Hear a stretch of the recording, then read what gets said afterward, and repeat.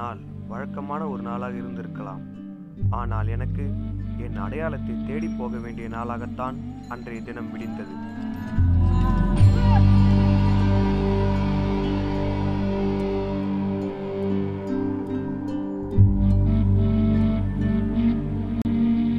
அன்றைய இந்து நாளிதழில் வந்த ஒரு செய்தி கட்டுரை எனக்கு ஒரு ஆச்சரியத்தையும் என் மனதில் நிறைய கேள்விகளையும் எழுப்பியது.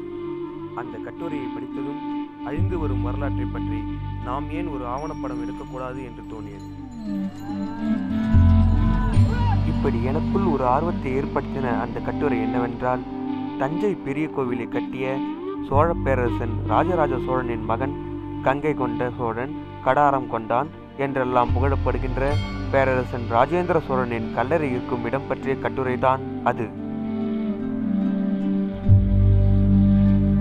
திருவண்ணாமலை மாவட்டம் செய்யாறு தாலுக்காவிலிருந்து 30 கிலோமீட்டர் தொலைவில் நாட்டேரி என்ற கிராமம் இருக்கிறது. அந்த கிராமத்தின் பக்கத்தில் பிரம்மதேசம் என்னும் ஊரில் ஒரு பழங்கால கோயில் உள்ளது. கவனிப்பின்றி அனாதையை போல் நின்று கொண்டிருக்கும் அந்த கோயிலை சில பேர் மடவளத்து கோயில் என்று சொல்கிறார்கள், மௌலீஸ்வரர் கோயில் என்றும் சொல்கிறார்கள்.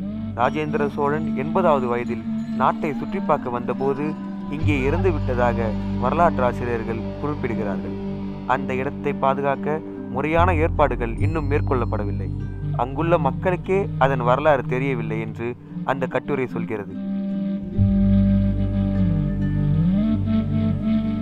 ராஜேந்திர சோழனின் சமாதியைப் போலவே ராஜராஜ சோழனின் சமாதி நிச்சயம் கண்டுபிடிக்கப்பட்டு இதே போலத்தான் கேட்பாரற்று கிடக்கும் என்று எனக்குள் தோன்றியது. இணையதளத்தில் தேடினேன்.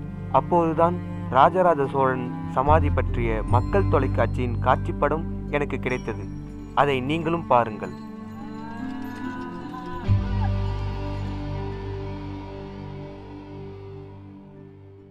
பழையாறையில் இருந்து உடையாலூர் செல்லும் சாலையில் இருந்து இடதுபுறம் குறுகி பிரிந்து செல்லும் சிறிய ஓட்டைத்தோப்பு என்கிற தெரு இருக்கிறது. அந்த தெருவில் ஒரு 100 மீட்டர் தூரம் சென்றால் பக்கிரிசாமி படையாச்சியின் சிறிய குடிசை வீடு. அந்த வீட்டின் பின்புறம் சிறிய பந்தலின் கீழ் சாய்ந்த நிலையில் ஒரு சிவலிங்கம் இருக்கிறது. இந்த சிவலிங்கத்தின் கீழேதான் 1000 ஆண்டுகளுக்கு முன்பு இன்றைய Tamilagam, Keralam, Andhram, Karnatakam, Ilangai, Indonesia, Java, Sumatra, Burma, Andaman Nicobar, லட்சத்தீவுகள் ஆகிய அனைத்தையும் ஒரு குடையின் கீழ் 30 ஆண்டு காலம் ஆண்டவனும் தென்னிந்தியாவின் தன்னிகரற்ற பேரரசனும் மும்முடி சோழன், சிவபாத சேகரன் என்று அழைக்கப்பட்டவனுமான ராஜராஜ சோழன் 994 வருடங்களாக துயில் கொண்டிருக்கிறான்.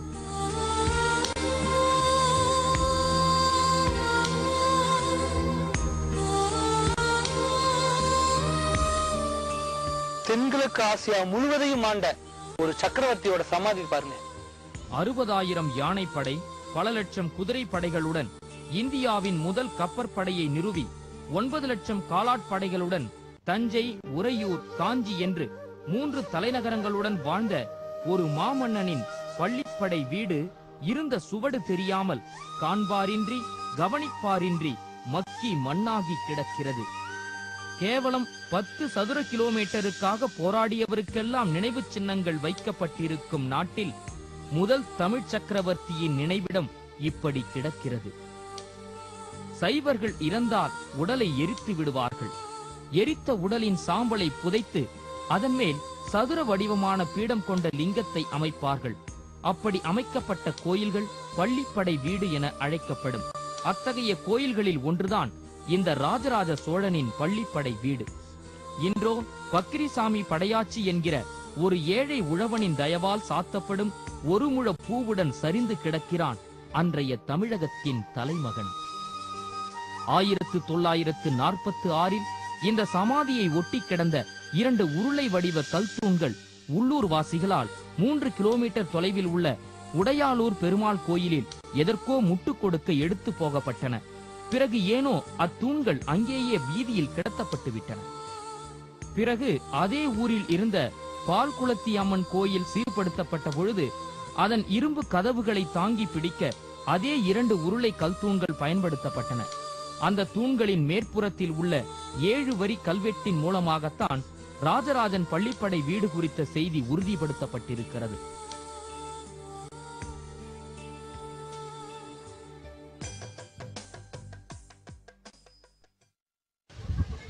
இதோட அந்த கல்வெட்டுகள் இதுலதான் இருக்கு.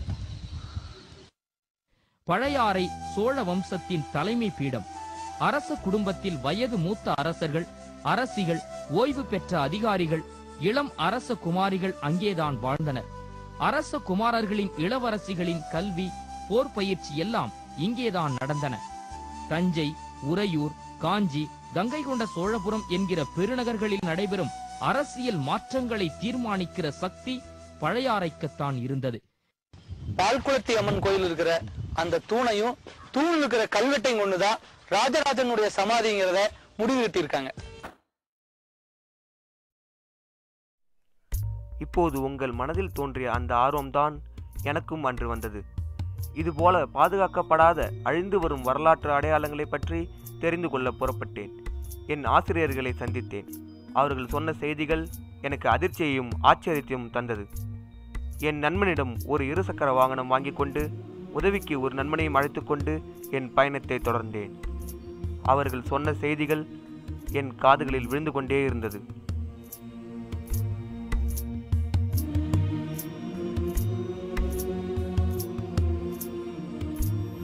ஒரு மிகப்பெரிய உலகமே போற்றுகின்ற ஒரு ராஜராஜனுடைய ஆட்சி காலத்தில் எழுப்பின தஞ்சாவூர் கோவில்ல அவனுடைய சிலையை அந்த கோவிலுக்குள்ள வைக்க முடியாத ஒரு சூழ்நிலையில் நாம் வாழ்ந்துட்டு இருக்கோம். அவன் சிலையை எடுத்துன்னு வெளியில வைத்தோம். ஆனா அது எந்த விதமான பராமரிப்பும் இல்லாமல் கிடக்குது. அவனுடைய கல்லறை யாருக்கு இந்த தலைமுறைக்கு அது என்னன்னே தெரியாத ஒரு சூழ்நிலை இருக்கிறத நம்ம பார்க்கிறோம். ராஜேந்திர சோழனுடைய அவனுடைய சமாதியும் அப்படிதான். இப்ப வடநாடுகள்லாம் பார்த்தோம்னாக்கா சமாதிகளை வைத்து வழிபடுகின்ற முறை மிக வெகுவாக பாராட்டி காக்கக்கூடிய ஒரு நிலையில இருக்குது. இன்னைக்கு நாம உத்தரப்பிரதேச மாநிலத்துல நம்ம இந்த டிசம்பர் 6ஆம் தேதி அப்படின்னதுமே இரு மக்களுக்கான ஒரு சமய பூசலை உடனே நாம மனதில் வைத்துக்கோம். இந்துக்களுக்கும் முஸ்லிம்களுக்கும் பாபர் மசூதி இடிப்பு. ஆனா அங்க காட்டக்கூடிய அக்கறையை நம்ம வரலாற்று சிறப்பு மிக்க தென்னாட்டுல காட்ட மாட்டாங்க இந்த மக்கள். அந்த அளவுக்கு விழிப்புணர்வு இல்லாமலே வாழுகின்றார்கள்.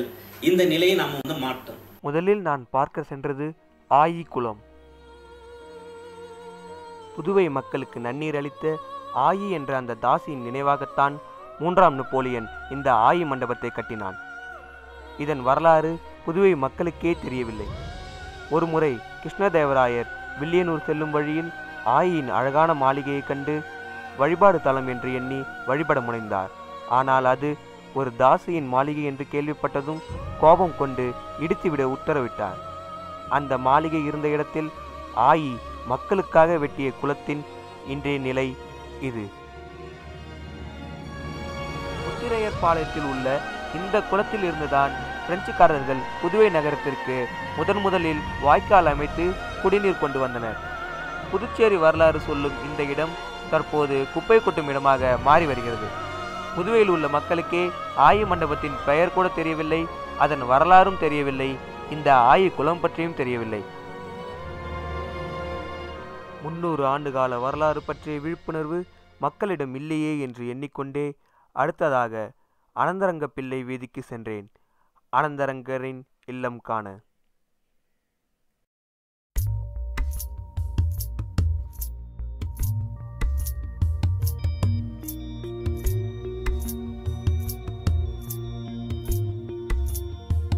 புதுச்சேரியினுடைய மைய பகுதியில் இருக்கக்கூடிய மிக மிக மிக முக்கியமான ஒரு வரலாற்று இடம் எது அப்படின்னா, ஒரு 300 ஆண்டுகளுக்கு முன்னால பிரெஞ்சுக்காரவங்க நம்ம புதுச்சேரியை ஆண்ட பொழுது டூப்ளெக்ஸ் அவர்கள் ஆளுநராக இருந்தபொழுது நாம் புதுச்சேரியையும் புதுச்சேரி சுற்றி இருந்த ஆங்கிலேயர்களுடைய ஆட்சியையும் இஸ்லாமியர்கள் நவாபுகளுடைய ஆட்சி மற்றும் தமிழகத்தில் மதுரை பக்கத்தில் இருந்த மதுரை ஆண்டவர்களுடைய ஆட்சி எல்லாத்தையும் பதிவு செய்த நாட்குறிப்பு வேந்தர் அப்படின்னு சொல்லப்படக்கூடிய ஆனந்தரங்கர் பற்றிய ஒரு பதிவு வரலாற்று பகுதி.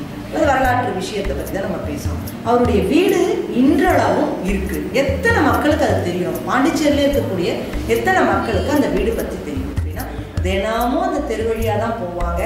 தினமும் அந்த அந்த கடை வீதியில தான் காய்கறி வாங்குவாங்க. ஆனால் அவர் வீடு இருக்குதா அப்படிங்கிறது, அப்படி ஒரு இடம் அங்கே இருக்குதா அப்படிங்கிறது அங்கே இருக்க மக்களுக்கு தெரியாது. இன்னும் சற்று கூடுதலாகவே என்னுடைய ஆதங்கத்தை நான் பதிவு செய்ய செய்கிறேன். அங்கே கடை போட்டிருக்கிறவங்களுக்கே கூட அங்கே அப்படி ஒரு வீடு இருக்குதா, அந்த வீட்டுக்குள்ளே இவ்வளவு விஷயங்கள் இருக்கா, அந்த வீட்டுக்கு உரியவர் இவ்வளோ பெரிய விஷயத்தை செய்திருக்காரா அப்படிங்கிறது தெரிவதற்கு நியாயம் இல்லை. அதை நம்ம தெரிந்து கொள்வதற்கும் மக்கள் முயலுவதில்லை. இது யார் அவர் அப்படின்னா ஆனந்தரங்க பிள்ளை அப்படிங்கிற ஒருத்தர். அவருக்கு நாட்குறிப்பு வேந்தர் அப்படிங்கிற ஒரு பட்டம் இருக்கு. என்னன்னா டூப்ளெக்ஸ் ஆட்சியின் போது தினமும் நடந்த நிகழ்வுகளை பதிவு செய்து வரலாறாக நாட்குறிப்புகளாக நம் புதுமை தமிழர்களுக்கு தந்திருக்கிறார். இந்த நாட்குறிப்பு இன்று பிரான்ஸ்ல இருக்கக்கூடிய பாரிஸ் நகரத்தினுடைய மிக முக்கியமான நூலகத்தில் பாதுகாக்கப்பட்டு வருது. 4000 ஆண்டு பழமையான அரிகன் சிலை அரியாங்குப்பத்தில் இருப்பதாக கேள்விப்பட்டு அங்கு சென்றேன். அந்த ஊரில் இருப்பவர்களுக்கே அதை பற்றிய சரியான விவரம் தெரியவில்லை என்பது தெரிந்தது. வெளியில் இருப்பார், கடன் வாங்கினவர் உள்ளே இருப்பார். அது எத்தனை வருஷமாக இருக்குது அந்த கோயில்? அதெல்லாம் வருஷம்தான் அங்கே எழுதியிருக்கோம். அது காலமாக இருக்குது, ஒரு 2-3 தலைமுறையாக இருக்குது. ஆனால் எழுதி இருக்கலாம், கல்வெட்டு எதாவது இருக்குதா, அங்கே எழுதி பொறிச்சிருக்காங்களா அப்படின்னு நீங்கள் போய் பார்க்கணும். சரி, பார்த்தா கண்டிப்பாக தெரியும். எந்த பக்கம் போகணும் சொன்னீங்க? இப்படியா? ரோடு 10 வீடு தள்ளி, ரொம்ப தூரமே இல்லை. அந்த கடைசி கூரை தெரியுது பாரு, இந்த லைனில் கூரைக்கும் பக்கத்திலே தான், அப்படியே கூரைக்கும் பக்கத்திலேயே அப்படியே விரும்பும் கோவில் தான். இந்த சிலைகளைத்தான் கடன் கொடுத்தவர் சிலை என்றும், உள்ளே உள்ள அரிகன் சிலையை கடன் வாங்கியவர் சிலை என்றும் அவ்வூர் மக்கள் கூறுகின்றனர்.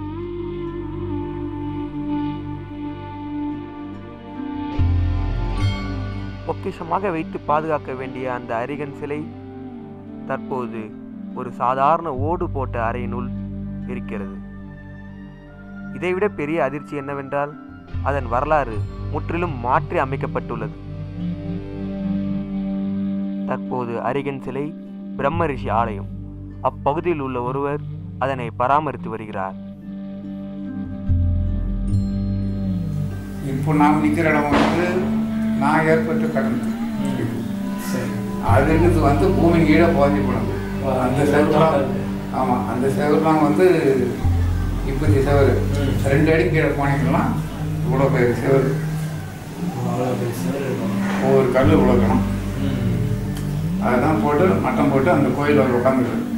அந்த 4000 வருஷத்துக்கு முன்னாடி ஏதோ ஒரு புயல் தாக்கி மூடி போயிடுச்சு.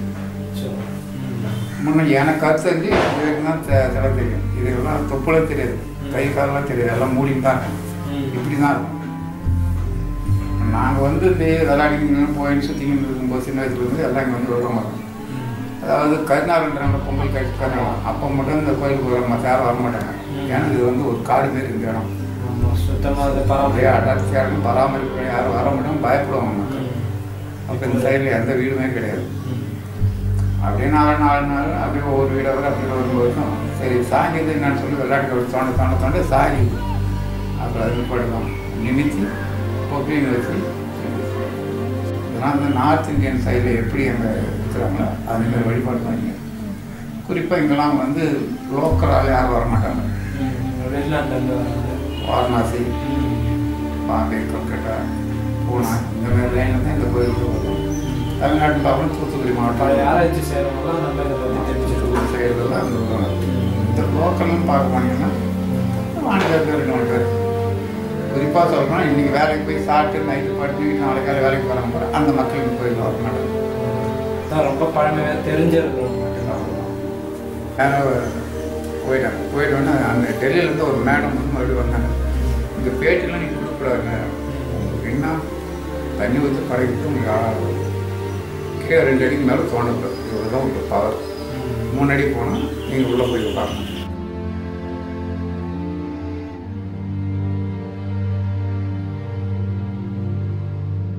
பேட்டி கொடுக்க மறுத்த அவரை நாங்கள் படம் பிடித்தது அவருக்கே தெரியாது. இவராவது பொதுநலத்துடன் இதை பராமரித்து வருகிறாரே என்று எண்ணிக்கொண்டே சற்று தொலைவில் உள்ள அரிக்கமேட்டிற்கு சென்றேன்.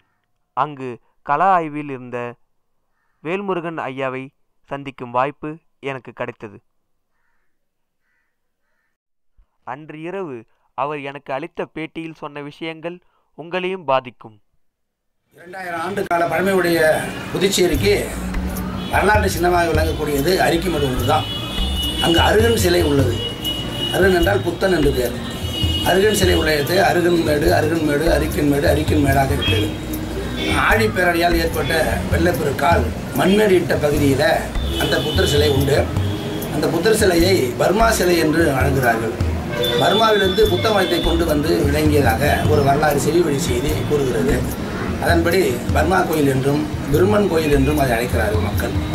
ஆனால் உண்மையிலேயே அது புத்தர் சிலை. இப்போது இருப்பவர்கள் அந்த புத்தர் சிலைக்கு பூசை போட்டுவிட்டு இது பிரம்ம ரிஷி என்று அவர்கள் அழைக்கிறார்கள்.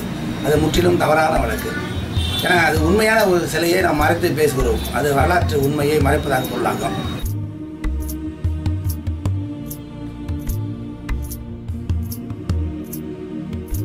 புதுச்சேரியுடைய பழம்பெருமையை சொல்லக்கூடிய இடங்களில் ஒன்று அரிக்கமேடு. இது 2000 ஆண்டு கால பழமையுடைய இடம். இங்கே வந்து ரோமானிய கிரேக்கர்கள் வணிகம் செய்திருக்கிறார்கள். ரோமானியுடைய காசு, அகஸ்டஸ் உருவம் பொறித்த காசு இங்கே கிடைத்தது. அதை கொண்டு தான் இது வந்து வியாபார தலமாக விளங்கியது என்பதே நமக்கு தெரிய வருகிறது. இப்போ அரிக்கமேடு என்பது சாதாரண இல்லை. நெசவு தொழிற்சாலை நடைபெற்றிருக்கிறது, கல்மணி தொழிற்சாலை நடைபெற்றிருக்கிறது, உருக்கு மணி தொழிற்சாலை நடைபெற்றிருக்கிறது. சங்குகளை அறுத்து அங்கே மணி செய்தார்கள். சங்கு வளையல், மோதிரம் போன்ற பொருட்கள் செய்திருக்கிறார்கள். இப்படிப்பட்ட அருமையான ஒரு இடம் தான் நமக்கு கிடைத்திருக்கிறது அரிக்கமேடு. இந்த அரிக்கமேடு இப்பொழுது கேட்பாரட்டு கிடைக்கிறது. தொழில் துறை சார்ந்தவர்கள் கையகப்படுத்திய இடத்தில் வேலி போட்டிருக்கிறார்கள். ஆனால் உள்ளே வருகின்ற சமூக விரோதிகள் அங்கே பல்வேறு வகையான சமூக விரோத செயல் செய்வதனால அந்த இடம் பாழ்பட்டு கிடைக்கிறது. முதல் மண்டி கிடைக்கிறது. இதை தொழில் துறை சார்ந்தவர்களும் நடுவண் அரசும் நம்முடைய மாநில அரசும் இதை ஏற்று இந்த இடத்தை பாதுகாக்க வேண்டும். ஆய்வு மாணவர்கள் அல்லது வரலாற்று அறிஞர்கள் அல்லது மற்ற பொதுமக்கள் வந்து அந்த இடத்தை பார்வையிட வேண்டும் என்பதற்கான ஒரு வழியே இல்லாமல் இருக்கிறது. எனவே அந்த அரசு சார்ந்த துறை சார்ந்தவர்கள் அதை மிகப்பெரிய பழமையான இடம், பாதுகாக்கப்பட வேண்டிய இடம் என்று கருதி அந்த இடத்தை உண்மையாக பாதுகாக்க வேண்டும். ஏனென்றால் புதுச்சேரி அதான் வரலாற்று சின்னம். அதை விட்டால் வேறொன்று சொல்வதற்கே இல்லை. அதை போல ஒரு இடத்தை இந்தியாவில் எங்கு பார்க்க முடியாது.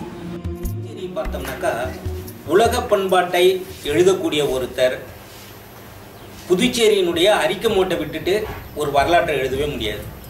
யவனர்கள் தமிழ்நாட்டோட வந்து தொடர்பு வைத்திருந்தாங்க என்பதற்கு வந்து ஒரு மிக சரியான எடுத்துக்காட்டுக்கான வந்து இடம் எதுன்னு பார்த்தோம்னாக்கா அரிக்கமேடு. ஆனால் அந்த அரிக்கமேடு ஒரு 50 ஆண்டுகளுக்கு முன்பு அகழ்வாராய்ச்சி செய்யப்படவில்லை என்றால் இன்னைக்கு எல்லாமே வந்து வெறும் நிலங்களாக மாறி போயிருக்கும். அப்படி நிலம் தொல்பொருள் ஆய்வுத்துறை அந்த இடத்தை முக்கியத்துவப்படுத்தி அதை அகழ்வாராய்ச்சி செய்த பிறகு கூட மக்கள் மத்தியில் விழிப்புணர்வு இல்லாது போனதுனால அங்கே இருந்த நம்ம பண்பாட்டு சுவடுகள் எல்லாம் இன்னைக்கு மறைந்து போச்சு. பெரிய பெரிய சுவர்கள், அவங்க வந்து சுட்ட மண்கற்களால் வந்து கட்டப்பட்ட மிகப்பெரிய சுவர்கள், சாயப்பட்டறைகள், இது எல்லாம் வந்து மறைந்து போவதற்கு காரணமாக யார் இருந்தாங்கனாக்கா மக்கள் தான். அவங்க வந்து ஏறு ஓட்டி பயிரிடுறதுக்காக அந்த இடத்துல ஏறு ஓட்டு போடுறப்ப பல்வேறு காசுகள், மணிகள் இது எல்லாம் வந்து கிடைச்சிது. இது கிடைக்குதுன்றதுக்காகவே வந்து அடிக்கடி ஏறு ஓட்டி அந்த இடத்துல இருந்த புதைப்பொருள் எல்லாத்தையும் வந்து வீணாக்குனாங்க. எங்கே பார்த்தாலும் கால் பாட்டு அரை பாட்டாக கிடக்குது. சமூக விரோதி கூட மாறிவிட்டது. எப்படிப்பட்ட இடம் அது? மொஹஞ்சதாரோவில், ஹரப்பாவில் இன்றைக்கே அதை அகழ்வாரி செய்து அந்த இடத்தை பாதுகாக்கிறார்கள். கல், மண், மேடு, அந்த சூழலெல்லாம் பாதுகாக்கிறார்கள். அந்த மாதிரி பாதுகாக்கிற இடமாக நம்ம அரிக்கும்படி நம்ம மாற்றி ஆக வேண்டும்.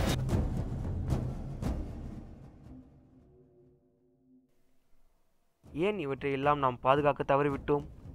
ஏன் மக்களிடம் சரியான விழிப்புணர்வு இல்லை என்று யோசிக்க தோன்றியது.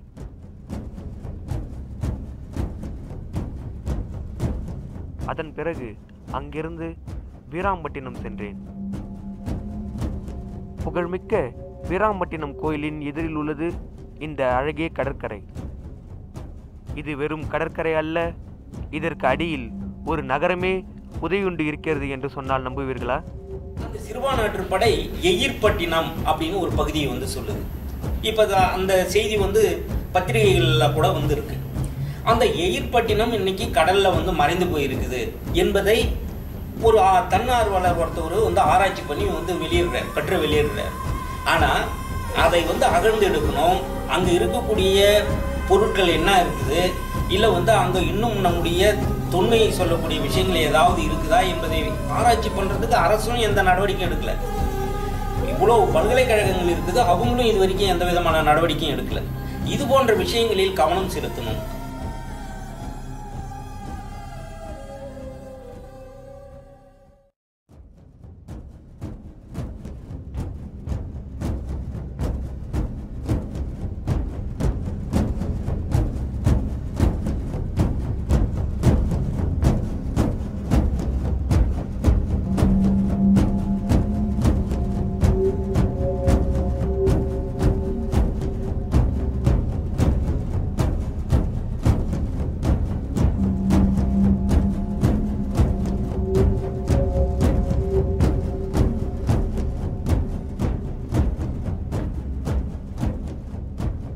அதுபோலவே எயிர்பட்டணம் என்று சொல்லக்கூடியது. எயிர்பட்டணம் என்பது மிக பெருமையான அருமையான நம்ம பக்கத்து புதுச்சேரி பக்கத்தில் இருக்கக்கூடியது. இப்போ புதுச்சேரியை ஆழிப்பெற அழிந்து போன பிறகு மக்கள் இடம்பெயர்ந்து புதுச்சேரியாக மாறிவிட்டார், வடக்கு நோக்கி போய்விட்டார். ஆனால் பழைய புதுச்சேரி என்பது அரிக்கமேடு பகுதி தான். அதுபோலவே எயிர்பட்டணம் அதே நேரத்தில் அழிந்தது. அதான் நம்முடைய சிறுபான்மைப்படை எழுதிய ஆசிரியர் அழகாக சொல்கிறார். வேலூர், உப்பு வேலூர், கீழ்மாவிலங்கை, மேல்மாவிலங்கை, இப்பொழுதெல்லாம் வந்தவாசி வகையில் அந்த இடங்கள் இருக்கின்றன. கீழ்மாவிலங்கை, மேல்மாவிலங்கை என்று இருக்கின்றன, அங்கே அகழி இருக்கின்றன. அப்போ நல்லியகுடன் என்பவன் மிகப்பெரிய அரசனாக அங்கு விளங்கி இருக்கிறான். இப்போ திண்டிவனத்தில் கிடங்கில் என்ற பகுதியை அரண்மனை கட்டி அகழி கட்டி வாழ்ந்து கொண்டிருக்கிறான். அந்த இடங்களெல்லாம் பாதுகாக்க முடியாமல் போய்விட்டன. இப்போ பேருந்து நிலையமாக இருக்கிற இடம் அகழி இருந்த இடம். திண்டிவனம் பேருந்து நிலையம் எயிர்பட்டினம். அகழி இருந்த இடம், அகழி இருந்த இடமும் மண்மேடிட்டு போய்விட்டது. கோட்டைகளும் கொத்தளங்களும் அழிந்து போய்விட்டன. எனவே கடற்கரையில் இருந்த எயிர்பட்டினம் வீணாகி போய்விட்டது. பழம்பெரும் நகரம் புதைந்துள்ளது என்பதை விளக்க அவர் கூறிய எடுத்துக்காட்டு என்னை சிந்திக்க வைத்தது. நம்முடைய தொழில் துறை சார்ந்த அறிஞர் முனைவர் ராஜவேல் அவர்கள் அதை பெரிதும் ஆராய்ச்சி வெளியிட்டார்கள். அது வந்து அவர் இப்பொழுது தஞ்சை தமிழ் முதல் கல்வெட்டுத்துறை தலைவராக விளங்குகிறார். அவர் தான் அது முதல்ல அவர் செய்தார். நானும் போய் பார்த்தேன். உண்மையிலேயே மகாபலிபுரத்தின் பக்கத்தில், மாமல்லபுரத்தின் பக்கத்தில் இருக்கக்கூடிய முருகன் கோயில் வரலாற்று சிறப்புமிக்க கோயில். தமிழகத்தின் தென்பகுதியில் இருந்த முருகன் கோயில், முருகன் வழிபாடு என்பதற்கு அதுதான் வேலவன் வழிபாடு. முருகன் வேலவன் வெறியாட்டு என்று சங்க இலக்கியத்தை பேசக்கூடியதற்கு, அதன் பிறகு அந்த வேலவன் வெறியாட்டு ஒரு பெண் காதல் நோயால் வாயப்பட்டவர்களுக்கு அந்த முருகனுடைய வேண்டிக் கொண்டு அந்த காதல் நோய் தீங்கும் என்று சங்க இலக்கியம் பேசுகின்றன. என்றோ ஒரு முறை அங்கு சென்று அது என்ன இடம், அதன் தொன்மை என்ன என்று கூட தெரியாமல் நான் பார்த்தது நினைவுக்கு வந்தது. காரணம், சரியான விளக்கம் தரக்கூட அங்கு யாரும் இல்லை. இதை பற்றி ஊடகங்களும் கண்டுகொள்ளவில்லை. மாமல்லபுரத்தினுடைய முருகனுடைய அந்த வரலாற்று சின்னங்களை எல்லாம் தொழில் ஆய்வாளர்கள் கண்டறிந்து அது எல்லாம் வேலி போட்டிருக்கிறார்கள். அந்த வேலி போட்ட இடமும் இன்றைக்கு பார்த்தால் எல்லாம் வீணாகிவிட்டன. அவற்றையும் நாம் பாதுகாக்க வேண்டும். ஏன்னா அது வரலாற்று அடிப்படையான உண்மை. 2000 ஆண்டுகளுடைய வழிபாட்டு சின்னங்கள் திராவிட கலாச்சாரத்தை வெளிப்படுத்தக்கூடிய அற்புதமான இடங்கள் அல்ல அவை. அவற்றையெல்லாம் நாம் மீட்டெடுத்து விட்டோம் என்று உண்மையிலேயே எனக்கு மிக வருத்தமாக இருக்கிறது.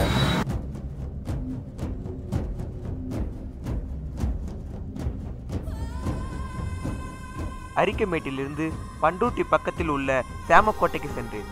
ஆசியாவிலேயே பெரிய சுடுமண் சிற்பம் இந்த கிராமத்தில் தான் கேட்பாரற்று கிடைக்கிறது என்று கேள்விப்பட்டேன்.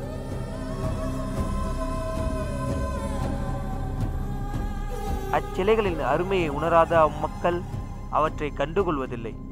அவை 3 தலைமுறைகளுக்கு முன்னர் செய்யப்பட்டவை என்பதை மட்டும் தெரிந்து வைத்திருக்கின்றனர். ஒரு முறை அவ்வூருக்கு வந்த கலை இலக்கிய திறனாய்வாளர் இந்திரன், இவை மிகவும் பழமையான சுடுமண் சிற்பங்கள், ஆசியாவிலேயே பெரிய சுடுமண் சிற்பம் இவையாகத்தான் இருக்கும் என்றாராம். அதை கேள்விப்பட்டதிலிருந்தே அச்சிற்பங்களை பார்க்க வேண்டும் என்ற ஆசை எனக்கு இருந்தது.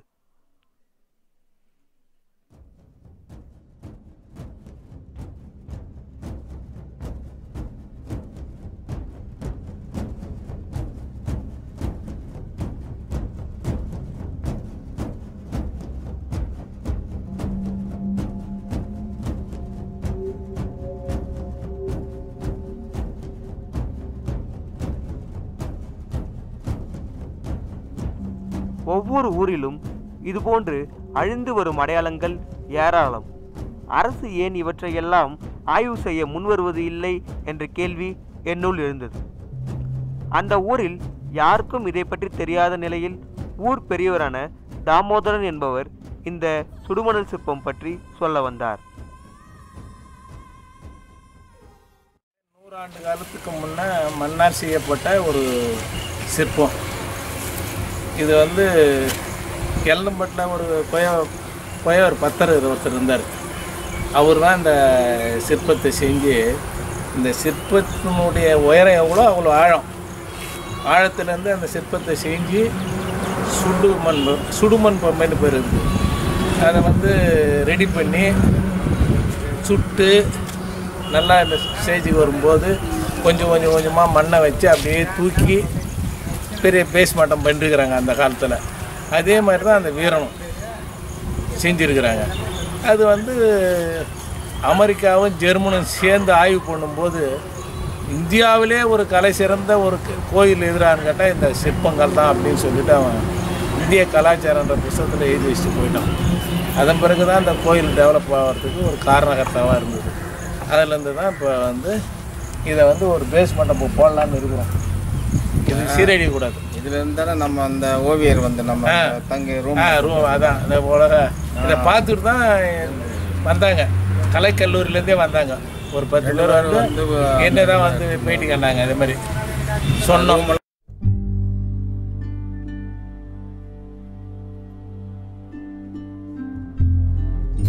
இப்போ ஒரு சிற்பம் இருக்குதுனோம்னாக்கா அது நம்முடைய பண்பாடு அப்படிங்கிற ஒரு நிலை வந்து இன்னைக்கு இருக்கக்கூடிய இளைஞர்கள்கிட்ட வந்து கிடையாது. அந்த விழிப்புணர்வே கிடையாது மக்கள்கிட்ட. இப்போ கோவில்களில் குறிப்பாக வந்து கிராமங்களில் இருக்கக்கூடிய ஐயனார் கோயில் எடுத்துங்களா, அங்கே ஒரு புதை சிற்பம் இருக்குதுன்னோம்னாக்கா அது வந்து நம்முடைய பண்பாடுன்றதை உணராமலேயே அவங்க அங்கே போய் தான் வந்து எல்லாமே வந்து செய்வாங்க. எனவே திருவக்கரை வரலாற்று சிறப்புமிக்க இடம். 2 கோடி ஆண்டுகளுக்கு முன்பு இருந்த இடம். அங்கே வந்து பழைய செங்கமேடு, அந்த இப்போ செங்கல்மேடு பகுதியில் பார்த்தீங்கன்னா ஆயிரக்கணக்கான பானை ஊடுகளுக்கு இருந்த இடம். அப்போ முதுமக்கள் தாழி இருந்த இடத்துல மக்கள் வந்து வாழ்ந்திருக்கிறாங்க. அந்த ஈமத்தாழி இருந்த இடம் இன்றைக்கு இடம் தெரியாமல் விளை நிலங்களாக மாறிவிட்டன. சமூக விரோதிகள் அந்த இடத்தை எல்லாம் பெயர்த்து எடுத்து விட்டார்கள். கருமர்களை வீணாக்கி விட்டார்கள். எனவே தொழில் சார்ந்தவர்கள் அந்த இடத்தை பாதுகாத்து மேலும் அதை வந்து வீணாக்காமல் பாதுகாத்தால் இந்த வரலாற்றை நம்ம வருங்கால சந்ததிக்கு எடுத்து சொல்லும்போது அமையும். அது இல்லைன்னா போயிடும். கல்மரம் இருந்ததுன்னா இன்னொரு 100 ஆண்டுகள் போனால் திருவக்கரையில் கல்மரம் இருந்தன என்று வரலாற்று அறிஞர்கள் படிப்பார்கள். தவிர அங்கே ஒரு கல்மரம் கிடைக்காது. அவர்களும் ஹோட்டலுக்கும் வீட்டுக்கு ஓரத்துலையும் சாக்கடை ஓரத்தையும் அங்கிருந்த கல்மரத்தை கொண்டு போய் இது கல்மரம் என்பது ஒரு அதிசயமானது. அது ஒரு கருவூலம்.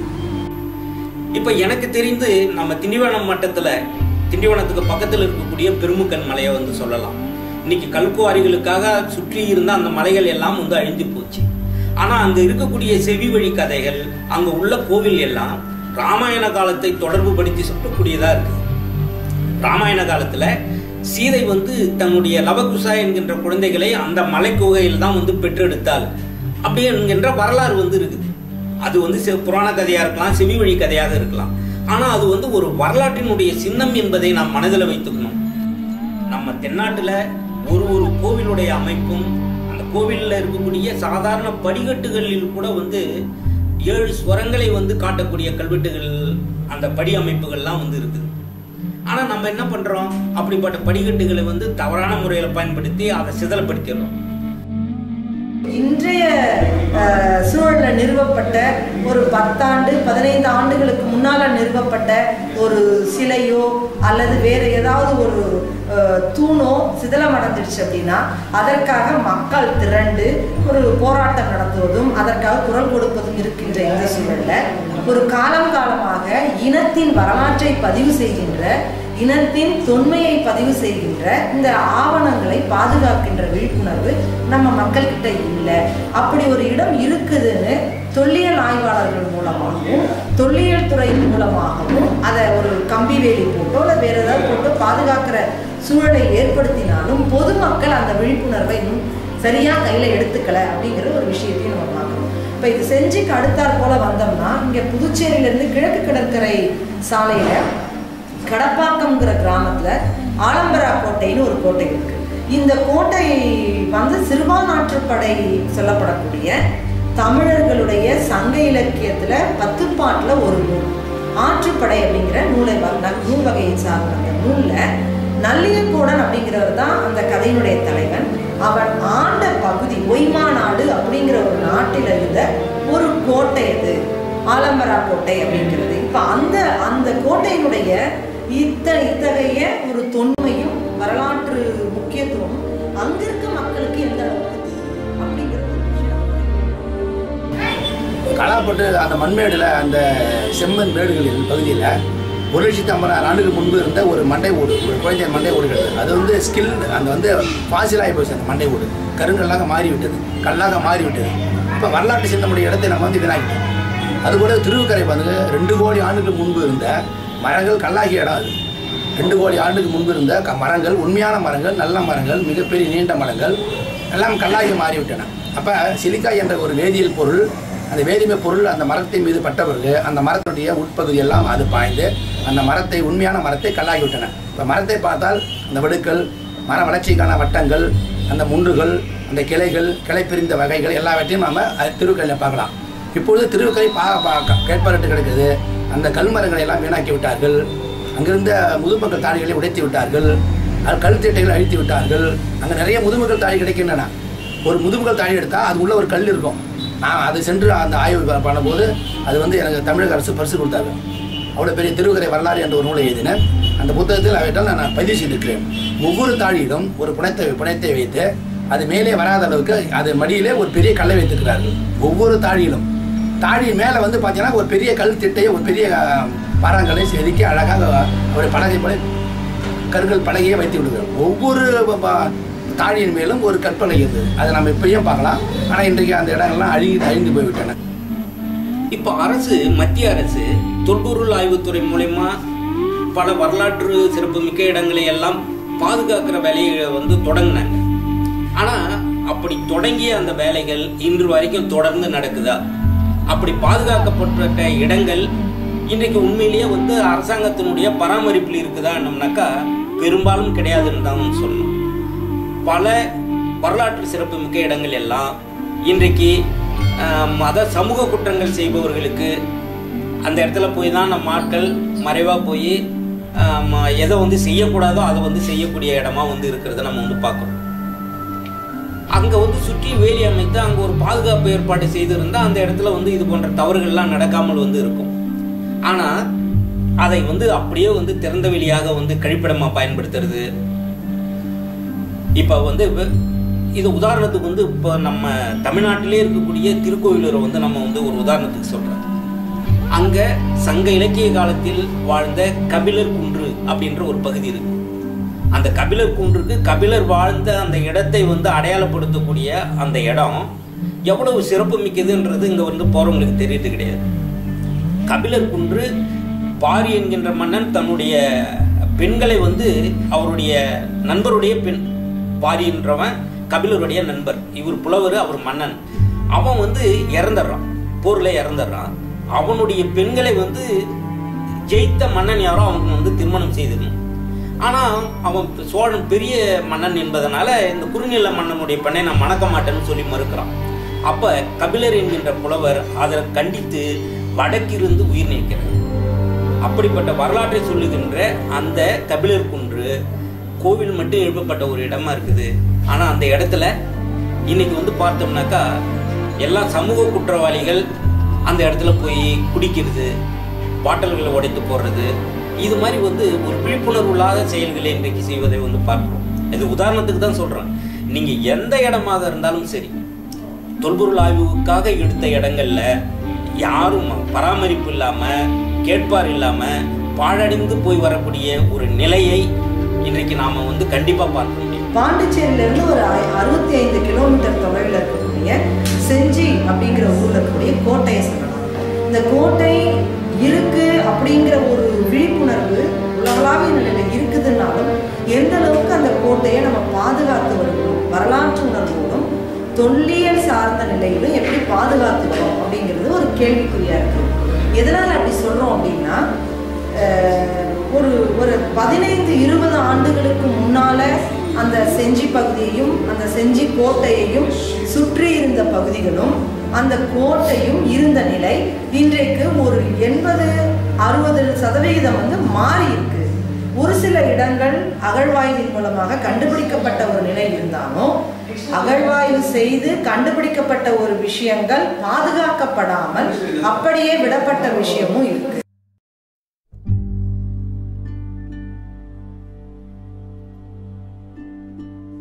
இப்பொழுது அமெரிக்காவில் கலிபோர்னியா இடத்துல 190 ஏக்கர் நிலப்பரப்பில் கல்மரங்களை இன்றும் பாதுகாத்து வருகிறார்கள். அங்கே யாரும் உள்ளே போக முடியாது. 190 மைலுக்கு அண்ணாண்ட இருக்கிற மேலே அவ்வளோ பெரிய கல்மர காடுகளை பாதுகாத்து வருகிறார்கள் அமெரிக்காவில். காரணம் என்னென்னா அது வரலாற்று சின்னம் என்று. அங்கே வேரோடு மண்ணோடு அப்படியே மண் வேரோடு இருக்குது.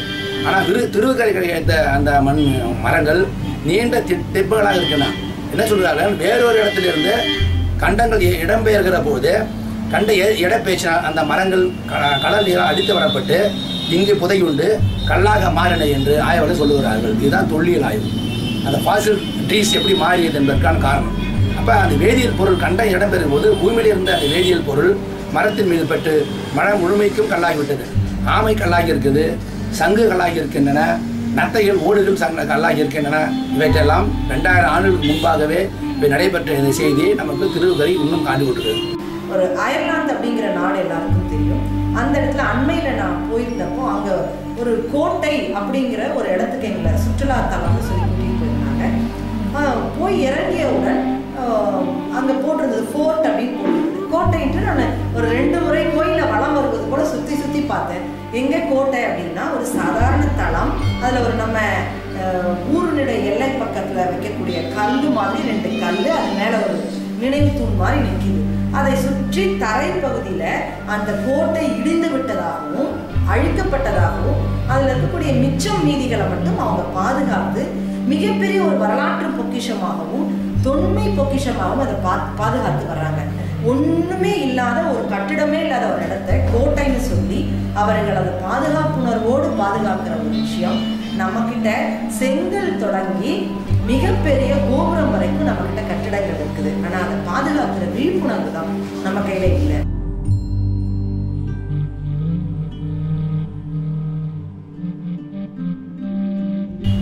எகிழ்பட்டு கல் பாருங்க, எகிழ்பட்டு அண்ணாண்ட கடற்கரையில் நீண்ட நேர ஒரு சுவர் இருந்ததாக ஆய்வாளர்கள் சொல்லுகிறார்கள். கடல் ஆராய்ச்சி வைக்கிறது, எகிழ்பட்டத்தை தோண்டி பார்க்க வேண்டும். எனவே அந்த சிறுவனாற்றல் படையில் வரக்கூடிய அழகாக அந்த ஆசிரியர் சொல்வது போல இன்னைக்கு அந்த ஏற்பட்டனம் புதுக்காய் என்று சொல்லக்கூடிய புதுச்சேரி இந்தாண்ட பூம்புகார், இன்னைக்கு பூம்புகாரை பார்த்தீங்கன்னாக்கா இன்றைக்கே சொல்ல முடியாத அளவுக்கு அது வீணாக்கி விட்டது. பூம்புகார் என்ற கடல் கொல்லப்பட்ட பிறகு போய் பார்ப்பதற்கே சகிக்க முடியாமல் போய்விட்டது.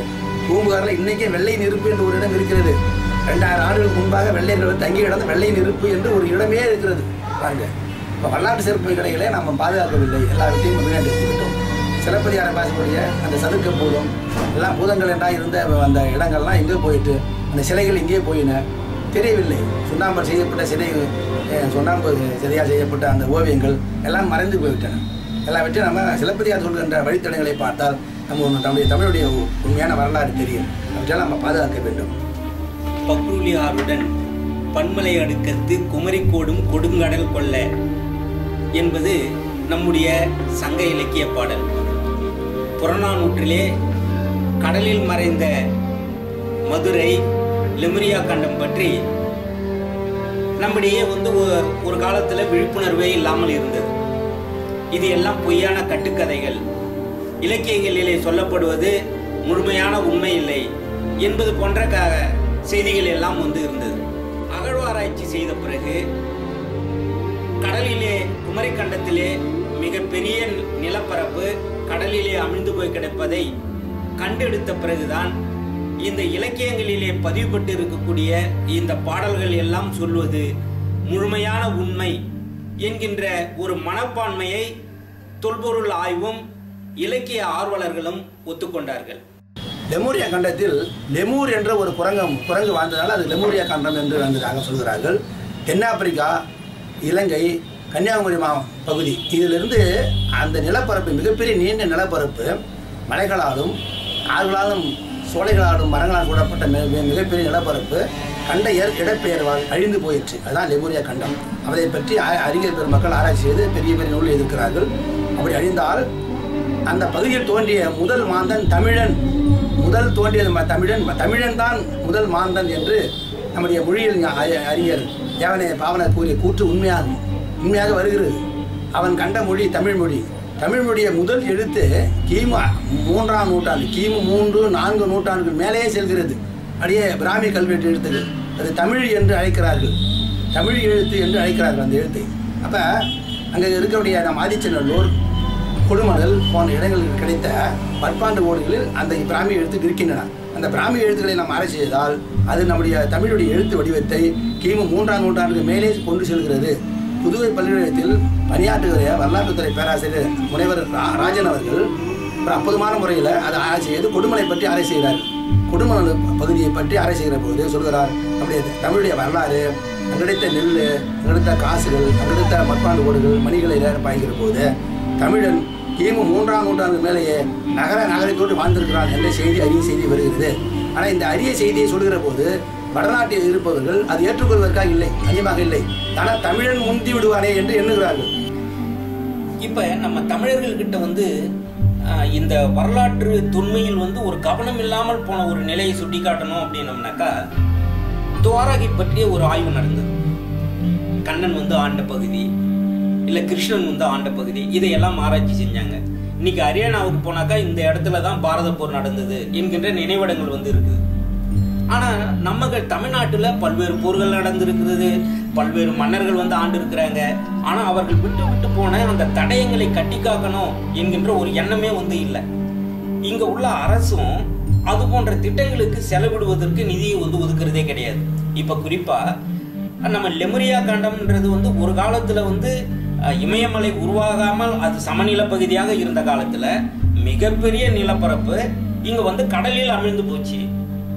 அதைத்தான் நான் முதல்ல சொன்னேன். பக்ருலி ஆறுடன் பன்மலை அடுக்கத்து மிகப்பெரிய மலைத்தொடர், இன்னைக்கு இருக்கக்கூடிய மேற்கு தொடர்ச்சி மலை மாதிரி மிகப்பெரிய மலைத்தொடரும் பக்ருலி ஆறு என்கின்ற இன்னைக்கு இருக்கக்கூடிய காவிரி ஆற்றை விட மிகப்பெரிய பரந்த ஆறு, இன்னைக்கு வைகை ஆற்றை விட மிகப்பெரிய ஆறு அப்படின்ட்டு வரலாற்று ஆய்வாளர்கள்லாம் சொல்றாங்க. அது போன்ற ஆறு இன்றைக்கு குமரி கடல்ல மறைந்து போயிருக்கு. அதையெல்லாம் அகழ்ந்து எடுக்கணும். அதுல இருக்கக்கூடிய மறைந்து போய் கிடக்கக்கூடிய நம்முடைய விஷயங்கள் இப்ப அதில் எடுத்தோம்னா ஏதாவது ஓலைச்சுவடிகள் கிடைக்கலாம், பட்டயங்கள் கிடைக்கலாம். அதை வைத்து நம்முடைய வரலாற்றை இன்னமும் சிறப்பித்துக் கொள்வதற்கு இல்லை புதுப்பித்துக் கொள்வதற்கு நிறைய தகவல் கிடைக்கும். அதையெல்லாம் நாம செய்யலாம். அவை கேவி ரமேஷ் என்கின்ற தொல்லியல் அறிஞர், தமிழ், ஆங்கிலம், சமஸ்கிருதம் போன்ற தொல்லியல் அறிஞர் அவர் சொல்கிறார், இந்திய வரலாற்றை எழுதுகிற போது தென்னாட்டில் தொடங்க வேண்டும் என்கிறார். குறிப்பாக தமிழ்நாட்டிலும் தொடங்க வேண்டும் என்று அவர் பதிவு செய்திருக்கிறார். மிகப்பெரிய தொல்லியல் அறிஞர் அவர். மைசூர் பல்கலைக்கழகத்தில் மிகப்பெரிய கல்வெட்டு அறிஞர், சமஸ்கிருத அறிஞர், மிகப்பெரிய பண்டிதர். அவர் சொல்கிறார், தமிழ்நாட்டில் தான் தொடங்க வேண்டும், ஏனால் தமிழ் எழுத்து தான் இந்தியாவிலேயே முதல் தோன்றிய எழுத்து என்று சொல்கிறார். இந்த எழுத்துக்களை மணியில் கொண்டு சென்ற பிறகுதான் அசோகன் தன் கல்வெட்டில் 16 எழுத்துக்களை சேர்த்து எழுதினார் என்று வரலாற்று ஆய்வாளர்கள் இன்றைக்கு கண்டுபிடித்திருக்கிறார்கள். இதுதான் வரலாற்று உண்மை. எல்லாம் தமிழ் எழுத்துக்கள். தமிழ் எழுத்துக்களை கொண்டு சென்றவர்கள் வடநாட்டில் அவர்கள் அதை பயன்படுத்தினார்கள் என்று அறிய வருகிறது. இப்ப சாதாரணமா பார்த்தோம்னாக்கா எங்கேயோ இப்ப வடநாடுகள்ல அடிக்கடி நம்ம பத்திரிகையில பார்த்துருந்தோம், தங்க புதையில் இருக்கிறதுக்காக அரசாங்கமே அனுமதி கொடுத்து புதையில வடநாட்டுல தேர்ந்தெடுக்கிறாங்க.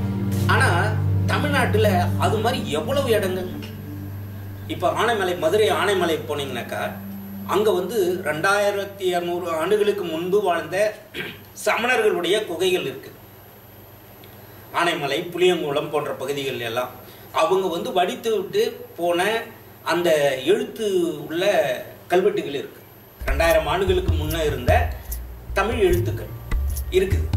ஆனா அந்த மலையெல்லாம் கல்குவாரிகளுக்காக உடைச்சாங்க. அப்ப மக்கள் ஒன்றும் பெரிய எதிர்ப்புலாம் தெரிவிக்கல. இன்றைய காலகட்டத்தில் மொழியையும் காப்பாற்ற வேண்டிய சூழல் இருக்கும். மொழி காப்பாற்றப்படும் பொழுதுதான் இனம் காப்பாற்றப்படும்.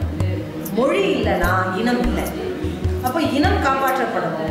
இனத்தோட கூடி இனம்ங்கிறதே நம்ம தான். இனம் காப்பாற்றப்படணும்னா இங்க இருக்கக்கூடிய இனம் சார்ந்த அந்த அடையாளங்களை பாதுகாப்பதற்கு அனைவரும் முன்னெடுத்து செல்ல வேண்டும் என்று கூறுகிறது. அந்த கடலில் மூழ்கி போன லெமுரியா கண்டத்தை மேலும் தோண்டி துருவி ஆராய்ச்சி செய்தால் தமிழுடைய தொன்மையான வரலாறு தெரியும். அந்த வரலாறு தெரிந்தால் இப்போ இருக்கின்ற ஆய்வாளர்கள், மாணவர்கள், பொதுமக்கள் அந்த நம்முடைய இனத்தின் மீது, நம்முடைய மொழியின் மீது ஒரு பற்று உண்டாகும். இப்போது பற்று உண்டாகாமல் இருப்பது காரணம் என்னென்னா, நம்முடைய பழமையை நாம் உணரவில்லை, அதை பாதுகாக்க வேண்டும் என்ற விழிப்புணர்வும் இல்லை. அந்த விழிப்புணர்வும் இல்லாதனால நம்ம அந்த இடங்களெல்லாம் அழித்து கொண்டு வருகிறோம். உண்மையிலேயே லெமுரியா கண்ட ஆராய்ச்சியை மீண்டும் செய்து அதை நூலாக அல்லது தொலைக்காட்சி மூலமாக அல்லது மீடியாக்கள் மூலமாக வெளிப்படுத்தினால் நம்முடைய தொன்மையான வரலாறு உலகுக்கு தெரிய வரும். அதனால் தமிழுடைய சிறப்பு உலகுக்கு அறியப்படும். அதுதான் வரலாற்று உண்மை. இந்த வரலாற்று உண்மையிலே மறைக்கிறார்கள், அதான் உண்மை. அந்த மறைப்பதனால வந்து ஒன்றும் ஆக போகல. ஆனால் சான்றுகள் இருக்குது, இலக்கியங்கள் சான்று பேசுகின்றன. இன்னைக்கு கேரளாவில் திருவனந்தபுரத்தில் இருக்கக்கூடிய ஒரு நூலகத்தில் 17,000 ஓலைச்சுவடிகளில் 4,760 ஓலைச்சுவடிகள் தான் வந்து படியெடுத்து இருக்கிறதா சொல்கிறாங்க, தமிழ் ஓலைச்சுவடிகள். மீதி ஓலைச்சுவடிகள்லாம் படியெடுக்கிறதுக்கே இல்லாமல் அப்படியே வந்து பாதுகாப்பாக இருக்குது. இப்போ அதையெல்லாம் வந்து ஒரு ஆய்வுக்கு உட்படுத்துகின்ற பொழுது இன்னமும் நம்முடைய தமிழர்களுடைய தொன்மை, அவனுடைய கலாச்சாரம், அவனுடைய வரலாறு, அவனுடைய ஆழ்ந்த தொழில்நுட்ப அறிவு எல்லாம் இன்னமும் வந்து உலக மக்களுக்கு தெரிகின்ற ஒரு மிகப்பெரிய நிலையை உருவாக்கும். அதுக்கு நாம் செய்ய வேண்டிய வேலை என்னன்னாக்கா, அரசும் நம்ம போன்ற மாணவ செல்வங்கள், இளைஞர்கள் இவங்க எல்லாம் வந்து வரலாற்று முக்கியத்துவத்தில் வந்து நம்ம கவனம் செலுத்தி நம்முடைய வாழ்க்கையை வந்து மீட்டெடுத்து இந்த சமுதாயத்துக்கு சொல்லணும் என்கின்ற எண்ணத்தை உருவாக்கி கொள்ளணும். அருங்காட்சியகம், புதுச்சேரியில் அருங்காட்சியகத்தை நாம் இன்னும் சீரமைத்து அது நிதி ஒதுக்கீடு செய்து அந்த இடத்தை வரலாற்று சுற்றுலாத்தலமாக மாற்ற வேண்டும். அதை அரசு செய்யவில்லை, அரசு தவறி விட்டது என்று தான் சொல்ல வேண்டும். அரசு இன்னும் அதை சரியாக செம்மையான முறையில் பாதுகாக்க வேண்டும். சிறந்த பொருள் எல்லாம் அதை வந்து வீணாக்கி விட்டார்கள், பாதுகாக்கப்படவில்லை. சில பொருளை காணவில்லை. நான் 64 பார்த்த பொருள் இல்லை, 68 பார்த்த பொருள் இல்லை, 1980 பார்த்த பொருள் அங்கே இல்லை, 90 பார்த்த பொருள் அங்கே இல்லை. எங்கே போயிற்று, என்ன ஆயிற்று? ஏன்னா அந்த மண்ணின் மைந்தராக எனக்கு அதை பார்க்கிற போதெல்லாம் எனக்கு வேதனை உண்டாகிறது. சிறு வயதில் பார்த்த பொருள் இங்கு இல்லையே என்ற ஏக்கம் எனக்கு இருக்கிறது. ஏனால் அந்த பொருளின் மீது எனக்கு ஆழ்ந்த பற்று உண்டு. ஏனால் மண்ணின் மைந்தன் என்பதனால அதை பாதுகாக்க தவறிவிட்டோமே என்ற எண்ணம் வருகிறது. வெளிநாட்டுடைய ஊடுருவல், வெளிநாட்டில் வருகின்றவர்கள் எல்லாம் ஏதோ ஒன்று செய்கிறார்கள் என்பதை நாம் இந்த நேரத்தில் சொல்லிக்கொள்ள விரும்புகிறேன். நம்முடைய சிற்பங்கள், நம்முடைய சிலைகள் நாம் வெளிநாடுக்கு போகின்றன. அப்போ என்ன நடக்கிறது என்பதை தெரிந்து கொள்கிறோம். எனவே நாம் விழிப்புணர்வாக இருக்க வேண்டும். நம்முடைய பொருளை நாம் பாதுகாக்க வேண்டும். நாம் பாதுகாக்க தவறிவிட்டோம். அதை தவறிவிட்டோம் என்று சொன்னால நம்ம பாதுகாக்க வந்து நம்மளுக்கு விழிப்புணர்வு இல்லை, நமக்கு விழிப்புணர்வு இல்லை. அதே மாதிரி தான் பூம்புகார். பூம்புகார் அப்படின்னு எடுத்தோம்னாக்கா வந்து நமக்கு சிலப்பதிகாரம், மணிமேகலை காலத்தை வந்து நமக்கு காட்டக்கூடிய ஒரு இடம் நமக்கு கடலில் மறைந்து போய் கிடக்குது. நாம் பூம்புகார் மாதிரி ஒரு நகரத்தை உருவாக்கணுமே தவிர அந்த பூம்புகார், மறைந்து போன பூம்புகாரில் இன்னைக்கு என்ன வந்து விஷயங்கள் இருக்குது, அங்கே என்ன வந்து புதைந்து கிடக்குது என்கின்ற வரலாற்றை தேடுகின்ற முயற்சி நமக்கு இல்லாமல் வந்து போயிடுது. நம்ம மாதிரியாக ஒரு பூம்புகாரை உருவாக்கணுமே தவிர அந்த பூம்புகாரில் இன்னைக்கு என்ன இருக்குது, கடலுக்குள்ளே வந்து இருக்குது. இன்னைக்கு வந்து அரசியல் பெரும் சர்ச்சையை ஏற்படுத்தி கொண்டு இருக்கின்ற ராமர் பாலமும் அது மாதிரி தான். ஒரு காலத்தில் இருந்த நிலப்பரப்பினுடைய பகுதி ரோடு தான். ஆனால் அதுக்கு அவ்வளவு அரசியல் செய்கின்ற இந்த அரசியல்வாதிகள் இது போல வந்து அமிழ்ந்து கிடக்கின்ற இந்த தொல்பொருட்களை தேர்ந்தெடுத்து அதனுடைய வரலாற்றை வெளிக்கொண்டுகின்ற வரக்கூடிய விஷயங்களில் கவனம் செலுத்தணும். அதுதான் இன்னைக்கு நம்ம கிட்ட வந்து இருக்கிற மிகப்பெரிய குறையாக இருக்கு. குற்றம் சொல்வதோடு நம்ம நிறுத்திவிட முடியாது. அப்போ அந்த விழிப்புணர்வை எப்படியெல்லாம் ஏற்படுத்தலாம் அப்படின்னும் பொழுது ஒரு தொல்லியல் துறையினரால் கண்டுபிடிக்கப்பட்ட தொன்மையின் சிறப்புகளாக காட்டப்படுகின்ற தொல்லியல் ஆய்வாளர்களாலும் வரலாற்று ஆய்வாளர்களாலும் காட்டப்படுகின்ற அந்த சின்னங்களை தொடர்ந்து பாதுகாப்பு பண்ணுறதுக்கு அரசாங்கம் ஒரு தொடர் நிகழ்ச்சியை அல்லது தொடர் ஆவணங்களை ஏற்படுத்தணும். ஒன்று. ரெண்டாவது, ஏற்படுத்தலைன்னு சொல்ல முடியாது, ஏற்படுத்தி வைத்திருந்தாலும் அந்த ஊரை சார்ந்தவர்களோ அல்லது அதை பார்ப்பதற்காக வெளியிலிருந்து வருபவர்களோ அதை தூய்மையாக வைத்துக் கொள்வதில்லை. அதில் கல்லால் தங்களுடைய பெயரை எழுதுறது, உளி வச்சு அதை இடிக்கிறது, இந்த மாதிரி விஷயங்களை பொதுமக்களும் கொஞ்சம் செய்யாமல் இருக்கணும். அப்போ பொதுமக்களுக்கு இதை பற்றிய விழிப்புணர்வை எல்லாரும் சேர்த்து தான் எடுக்க வேண்டிய சூழல். அது 5இல் விளையாதது 50இல் விளையாத ஒரு பழமொழி இருக்கு. அந்த மாதிரி பள்ளியிலேயே பாடத்தோடு சேர்ந்து இந்த விழிப்புணர்வை அவங்களுக்கு கொடுக்கலாம். பாடங்களில் நம்ம இனம் தொடர்பான அல்லது இந்த தொல்லியல் சார்ந்த விஷயங்கள், கண்டுபிடிக்கப்பட்ட விஷயங்களை பாடங்களாக கொடுத்து பாடமாக மட்டும் படிக்க வைக்காம கள ஆய்வு அல்லது கள ஆய்வு சுற்று, ஒரு கல்வி சுற்றுலா மாதிரி கொண்டு போய் அந்த இடத்த அவங்களுக்கு காண்பித்து இவ்வளவு சிறப்பானது, இதை நம்ம பாதுகாக்க வேண்டியது நம்மளுடைய கடமை அப்படிங்கிற ஒரு விஷயத்தை மாணவர்கள் மூலமாக கொண்டு வரும்பொழுது கொஞ்சம் அந்த விழிப்புணர்வை கொண்டு வரலாம். இரண்டாவது, அந்தந்த ஊரில் இருக்கக்கூடிய மக்களுக்கு வருடம் ஒரு முறை ஒரு நிகழ்வு மாதிரி அந்த தொல்லியல் துறையை சார்ந்தவர்கள் ஒரு விழா மாதிரி எடுத்து அந்த விழாவில் இந்த ஊரில் இருக்கக்கூடிய இனம் சார்ந்த, மொழி சார்ந்த, மக்கள் சார்ந்த பழமையை பறைசாற்றுவது போன்ற நிகழ்ச்சிகளை நடத்தலாம். அரசாங்கமே அதை முன்னெடுத்து நடத்தலாம். நடத்தும்பொழுது நம்ம ஊரில் இவ்வளோ சிறப்பு சிறப்பான விஷயங்கள் இருக்குதா அப்படிங்கிற ஒரு தெளிவும் ஒரு உண்மையும் மக்களுக்கு தெரிய வரும். நேற்று என் இனத்தோட அடையாளத்தை தேடி போனேன்னா மறுநாள் என்னுடைய அடையாள அட்டையை தேடிட்டு இருந்தேன். மா, என் ஐடி கார்டுங்க எங்கதான் போச்சு?